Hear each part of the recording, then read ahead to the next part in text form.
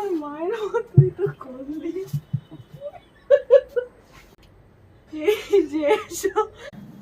এই যে এইখান থেকে লাগিয়েছিলাম, এই যে গাছের গোড়াটা, এই যে গোড়া গাছের, আর এই দিক দিয়ে আবার নতুন একটা উঠেছে, আর এই যে আর একটা বেশ মোটা।